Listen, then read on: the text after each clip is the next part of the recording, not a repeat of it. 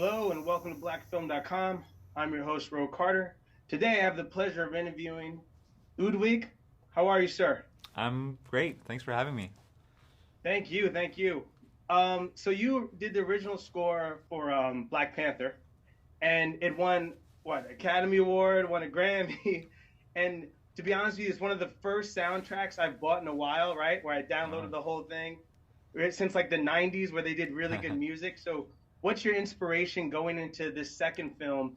And is there pressure on you to be like, hey man, I gotta have a hit again, or is it just go with the flow of the film? No, I mean, I didn't feel like we had to have a hit. I felt like this was now was our chance and our possibilities to take this even further.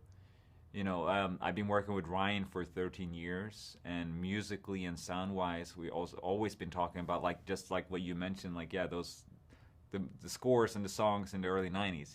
Like that's when you felt like the songs were really connected to the movie, and you felt like it was the whole songs were playing through the scenes. And that's something that we've been talking about for a long time, and that we tried to achieve in this movie. How we can create and songs and score and putting them together. I was working on both producing the songs, writing the songs, and writing the score at the same time. So I was using elements from the score in songs and elements from the songs in the score, and making it feel like a completely new, unique, immersive experience. So when you're seeing the movie, you don't know, you just feel the flow, and you're just seeing it and you're experiencing it and feeling it, instead of like thinking about, oh, is that a song starting now, or is that a score starting now? Is that what's that sound coming from? It's all about creating that unique, immersive experience. So there's new characters now, right, that are being introduced. How do you come up with the music for that new person, for that new character?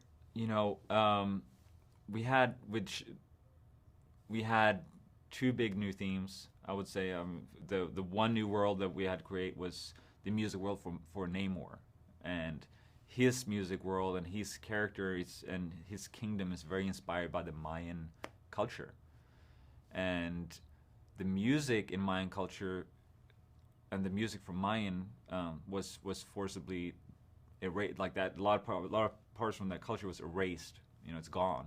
So we don't know. We don't know what the music sounded like. So I went to Mexico to work with some incredible musical archaeologists and musical historians Oh wow. that's been specializing in the sounds of the Aztecs and the Mayans. And you can find some of the instruments from that time, and you can look at the instruments, how they were played, and what holes in the flutes were played the most on because of the fingerprints. And uh, and we started recording these instruments: turtle shells, seashells, different type of clay flutes, a lot of things coming from the ocean actually. And we're trying to reimagine what the sound and the music of Mayan could have sounded like, and that became the sound of Namor and the sound of the telecoms. Well, you did a great job. Thank you for your time. It was a pleasure talking to you. And I look forward to everybody seeing the movie in theaters. Oh, nice talking Thank to you you. again. Yeah, We're with blackfilm.com. Have a great day. thank you. You too.